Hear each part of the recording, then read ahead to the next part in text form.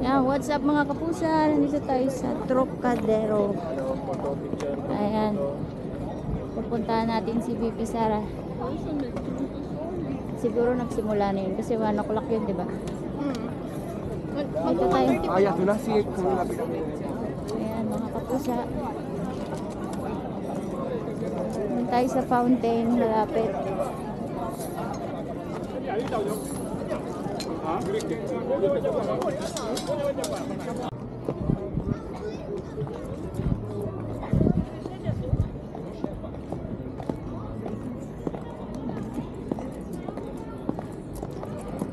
Sobrang init. Bukas na pala yung ano dito. Bukas na siya, oh. Dati ba may ano yan, may cover. Tapos na ang kanilang construction. Ang ganda. May tubig na. So yan, dito masarap mag-picnic.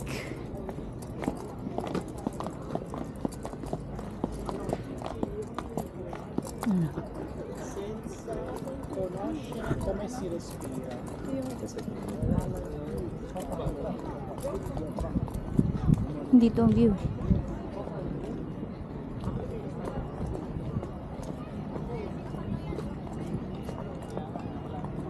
Di ba dito na? Saan ba na kaya yun? Ayun na yan. May nagkukumpulan doon. Ayun yan.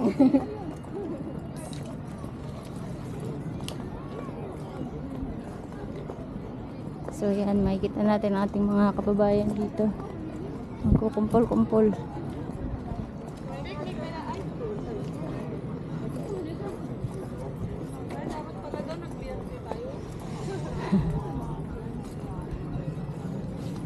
Ay, nag-green.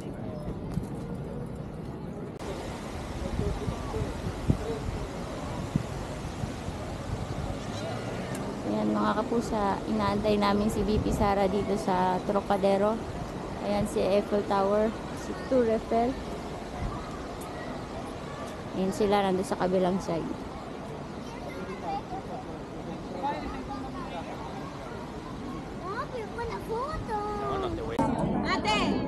So ayan.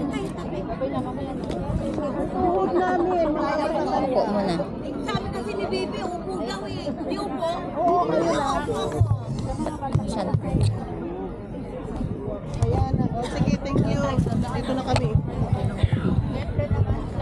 Ayan, so parating na daw si BP Sara.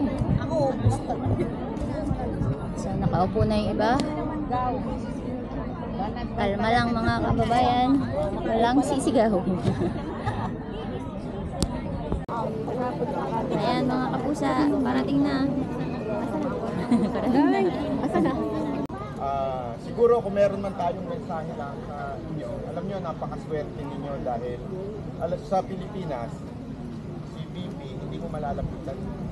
As in, napakahirap. Kahit po mga kilalang personalidad, hindi malapitan nyo kasi may protocol. Pero dito, malalapitan nyo.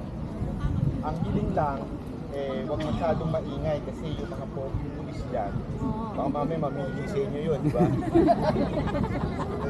Ano pa naman? So ayan na mga kapusa, parating na. Ayan na siya.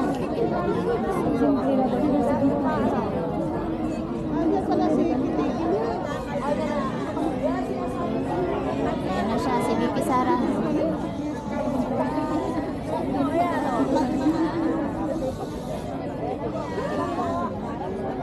Wow.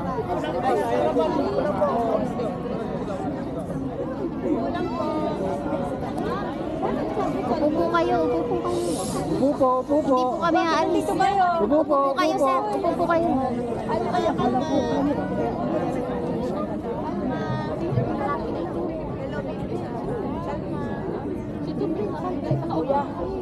Hindi po naman kayo pwede sa toilet niya. Yan na naman po kayo security eh. Kami lang po Let's picture meron. Doon ka pumas. Diyan. Dito, umupo ka dyan. Umupo ka dyan. Wait. Pwede kayo? Maraming salamat. Magandang hapon. Mga kababayan, assalamualaikum warahmatullahi wabarakatuh. Padayaw, maayong adlaw, kaninyong tanan. Magandang araw sa inyong lahat. Magandang araw. Una po ang Una po ang aking magpapasalamat sa inyong lahat dahil konti lang yung time na binigay sa atin na makapaghanda. Pero nabuo kaagad natin yung programa natin ngayong hapon na ito at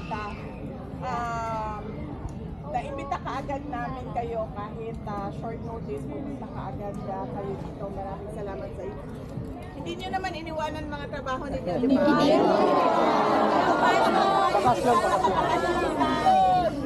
Bakasyon. Una po ang undertime lang. Una po ang pagpapasalamat ko sa mga organizers. Tinawagan namin sila kaninang umaga kasi nagbabiyahe ako kaninang umaga. Sabi ko, meron kaming 4 na oras sa France, sa Paris. May 4 na oras kami sa Paris. Baka gusto nung mga malapit sa Paris or mga nasa nakatira or nagtatrabaho sa Paris na magtipon-tipon para personal nilang marinig yung pagpapasalamat ko. Kaya thank you sa ating mga organizers. Taas nyo na lang yung kamay ninyo. Maraming salamat dahil tinulungan nila kami para mabuo yung pagsasama natin ngayong hapon na ito. Pangalawa, ang pagpapasalamat ko sa inyo. Sabi ko nga, short notice. Yung iba nag-undertime. Yung iba nag-absent na. At yung iba nagmamadali na pumunta dito. Maraming salamat sa oras, sa panahon ninyo. Dahil hindi araw-araw binibigay ito sa atin, no? Yes. Pangatlong pagpapasalamat ko nating lahat sa Diyos. Dahil binigyan na tayo ng magandang weather, binigyan na tayo ng araw na ito para magsama-sama para sa ating bayan. At ang susunod na pagpapasalamat ay mula sa akin. Para sa inyong lahat, nagpapasalamat ako sa tulong ninyo, sa kampanya ninyo, sa suporta ninyo sa akin nung nakaraang 2022 at para sa mga senators, ang Duterte senators nung nakaraang 2025 elections. Maraming salamat sa inyong mabubutis. Ang susunod na pagpapasalamat ay mula po sa aming pamilya, ang pamilya Duterte. Napakalaki ng utang na loob namin sa inyong lahat sa pagkakataon na ibinibigay ninyo sa amin na makapag-serbisyo sa ating bayan. Dako kaayo ang amo ang utang nga kabubuton kaninyong tanan. Sa higayon nga ginahatag ninyo kanamo nga makaserbisyo sa ato ang nasod. At kami ay taus-puso, ang buong pamilya Duterte ay taus-pusong nagpapasalamat sa inyong suporta. Ang susunod na pagpapasalamat ay mula po kay dating Pangulong Rodrigo Duterte. Alam niya po ang mga rally ninyo sa Paris, alam niya po ang mga pagdarasal ninyo, alam niya ang pagbisita ninyo sa Hague, at alam niya ang lahat ng mga nangyayari sa mga Filipino communities natin sa buong mundo. Dahil araw-araw yan ikinikwento ng kapatid ko, no, si Kitty, sa kanya. Dahil 4 times a week ay merong telephone call na pwedeng gawin para kay Pangulong Duterte. At alam niya yon at sinasabi niya lagi, kung pwede lang daw, wag na kayo gumastos, wag sumama yung loob ninyo, wag umiyak, wag magpa-stress, dahil lahat daw yan ay dadaan lang. At iniiwan na niya sa Diyos kung ano yung mangyayari sa kanya. Pero sabi niya, nagpapasalamat pa rin ako sa kanilang lahat dahil sa pagdarasal nila, malaking tulong yung pinapakita nilang suporta, pagdarasal at pagmamahal. Kaya yan po ay galing kay dating Pangulong Rodrigo Duterte para sa inyong lahat. Maraming salamat. Kamusta po si former President? Makikita pa lang po kami bukas. Bukas po ang Regards po schedule kami po. sa kanya, regards po. Punta kami sa September, maganda namin siya. Babanggitin ko sa kanya na nagputipon tayo dito. Tapos papadala ko sa lawyers yung pictures. Tapos sila na yung magpapakita kay Pangulong Duterte kasi bawal kasi kami magdala ng kahit ano sa loob. So sasabihin ko na nakita tayong lahat dito at susubukan kong isa-isa kayong pasalamatan mamaya personal. Kaya kung pwede maayos lang yung one by one natin mamaya para mabilis tayo. Para pwede magpa-picture, personal po yung thank you naming pamilya sa inyo. Thank you, BP. Nandun siya sa ngayon, si Kitty, naka-schedule na bumisita kay Pangulong Duterte from August 8 hanggang September 9. Nandito ako dahil merong pinapagawa si dating Pangulong Rodrigo Duterte sa amin, magkakapatid. Siguro iwan ko na lang kay Kitty sabihin kung ano yung mga instructions o sinabi ni dating Pangulong Duterte kung ano yung kailangan natin gawin. Kaya kahit na hindi ko schedule ngayon ay nandito ako para pumunta sa inyo. Salamat po. Okay naman siya, hindi siya mahina. Umayat lang siya dahil tumahan-dahan yung kain niya dahil hindi nga Filipino food, no? Hindi niya nakasanayan. Hindi niya comfort food. Yung Coke Zero din. kinakain niya at siniserve sa kanya. Walay inununan. Wala, ma'am. Wala inuunan. May ginamon. So, tinatanong ko yung guardia, sabi ko, kumusta naman ang kain? Nung nakaraan na bumisita ako, tinanong ko yung guardia, kumusta naman yung kain? Sabi naman ng guardia, binabantayan nila. Kasi binabantayan din ng doktor yung kain niya at yung timbang niya. At sabi nung guardia, minsan naman daw malakas kumain pag ganado siya. Tapos meron din daw talagang mga panahon na wala talaga siyang gana kumain. So, palagay ko normal, parang tulad lang din sa atin yan eh. Pero sa kanya kasi, kay dating Pangulong Duterte, 80 years old na kasi siya.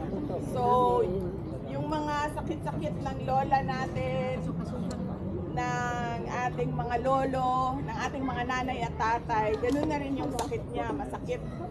May diabetes siya, may glaucoma siya, may sakit siya. O yan, rayuma siguro ang tawag dyan, no? Masakit ang tuhod, masakit ang likod, masakit ang shoulders, matigas ang shoulders. So ganun yung mga madalas na nararamdaman niya. Pero, nag-order yung kanyang medical officer na kailangan niya mag-PT o mag-physical therapy every week. At siya din ay pinipilit ng kanyang medical officer at mga nurses na kailangan maglakad dahil hindi pwede doon ang mag-wheelchair kapag wala kang sakit. So dapat talaga sa kanila, kahit elderly ka, pag wala kang sakit, kailangan mo maglakad. Pag kailangan mo tulong, ikaw ay magtungkod. Wala ka dyan. Ganun yung Coke niya rin noon, inaaraw-araw na niya yung Coke Zero niya, sometimes 4. Inano na rin siya ng doktor. Nilimit na rin, oo, kasi nilalaklak na niya yung doon. Kaya nilimit na rin ng doktor. Tapos, yun ang ginagawa namin dahil allowed naman 4 na beses sa isang linggo ang bumisita. So, nagpapalit-palit kami magkakapatid para paniguraduhin na merong bumibisita sa kanya sa panahon na pwede at allowed ng detention unit. So, sabi ko nga kanina, ngayong isang buwan na ito, August 8 to September 9, kay Veronica yon, kay Kitty yon, na schedule para bumisita dahil wala siyang pasok doon sa Pilipinas. So, yun po yung updates kay dating Pangulong Duterte. At lagi siyang nagpapasalamat kasi binabanggit namin lagi yung mga rallies, yung mga prayer rallies na ginagawa para sa kanya, yung pagbisita ninyo, yung mga t-shirts na ginagawa, lahat yun, yung mga online na pakikipag-away. Pero sabi nga niya, huwag kayong magpa-stress dahil politika yan lahat. At iwan lang daw Sabi niya, iwan ko lang sa Diyos ang kung ano man yung mangyayari para sa akin. Kasi sabi niya, tapos na ako. Naging mayor ako ng ilang taon. Naging president ako. Sabi niya, kung napagbigyan daw siya ng pagkakataon, ay bumalik siyang mayor, pero hindi siya napagbigyan ngayon, sabi niya. Kaya, iwan niya lang daw lahat sa, Almighty, yung pangyayari. Or yung mangyayari. So, yun po yung mga short updates namin. Salamat po sa pagkakataon. At sabi ko nga po, gusto ko magpasalamat isa-isa. Kaso kailangan natin organize para mabilis at huwag tayo magkagulo sa ating personal na thank you sa inyong lahat. Ulitin ko po ang aking pagpapasalamat sa inyo at ingat po kayo sa pag-uwi ninyo. Maraming salamat. Wala po lalapit po. Pila.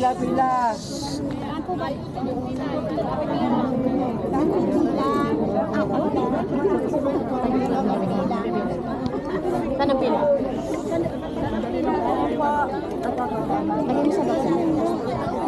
Pila po ate, pila po. Pila lang tayo, pila. Tamse, pila.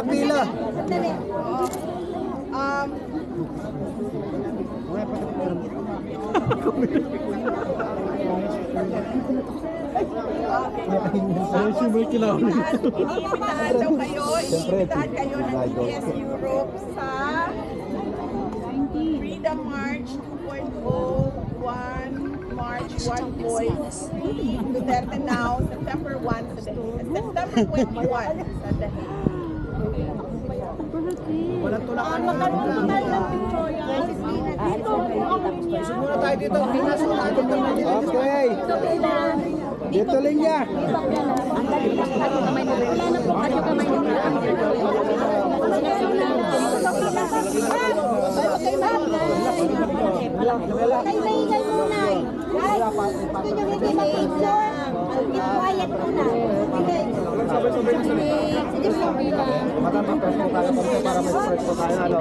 Magbutas lang na isang butas sa isa-isa lang. Atras lang po, isa-isa. Dito po ang manggagaling ng pila. Atras lang po. Atras daw.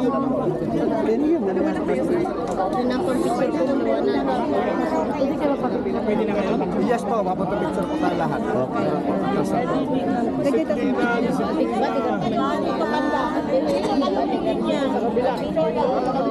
Ito po ang linya po natin. Okay, dito. Halit second ito. Brad, ito po. Ganyan limit sa ano pa. Doon po ang pila po natin. Tayo dito. Ayos lang po ng pera ta. Ay, pag-abot ka daw may picture. Ilang lines na? Marami ka na tang picture. Maya pang dala akong bulak-bulak. Spell kayo na.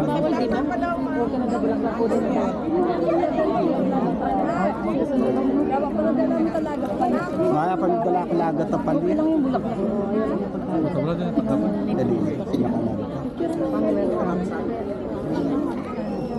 Kasi po naman ba?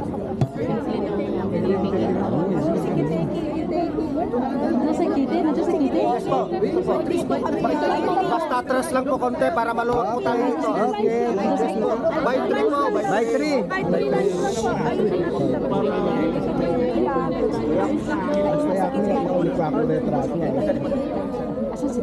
Ay, may mga time muna, please.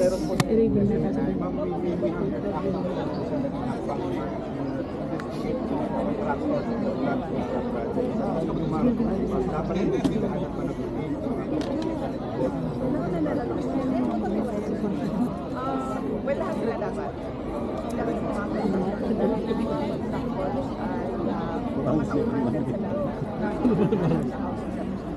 Maalala ninyo, meron akong ginawa na interview bakit ako umalis sa Department of Energy. Naging doon ang dalawang tao lang ang nag-design sa budget ng particular at yung mga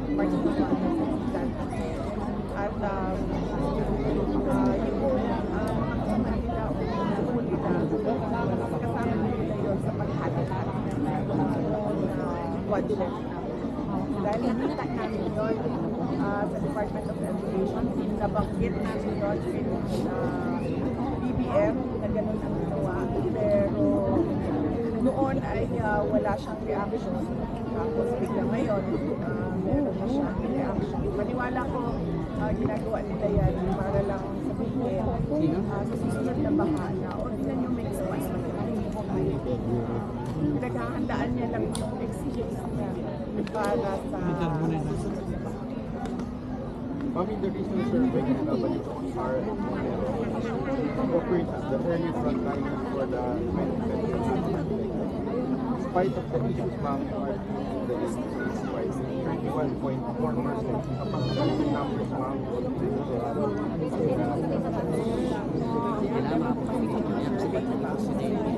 Alam reliable na or hindi. Berarti kan tuloy kayo ay mag-presidente 2022. Pero, Ano pa kaya pa? assume na lang natin na very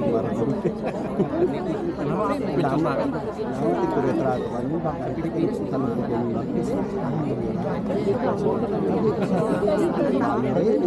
din lang. Dito po. Andito yung butas.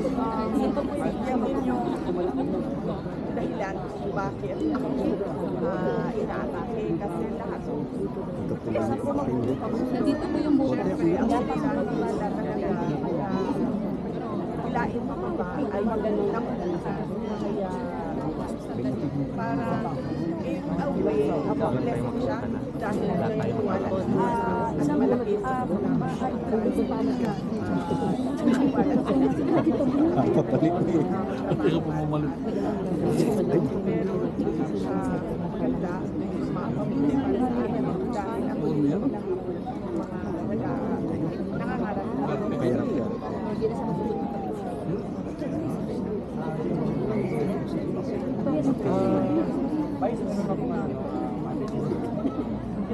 Size question ko, gusto po yung executive check-up na wala pa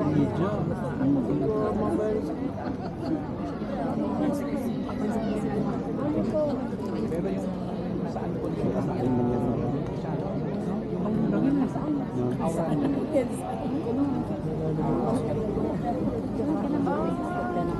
para sa akin na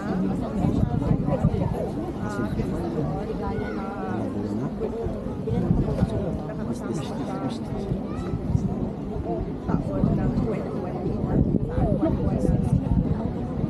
pinaplano may elections Dito pa lang. Napakapagpapag niya. Gawa ko siya. Kaya na muna dito sa park, sa harap ng Eiffel Tower. Ayan, nandun pa si BP Sara sa kabilang side. Ayan, nagpapapicture pa. So, bibigyan niya ng oras lahat para makapagpapicture sa kanya.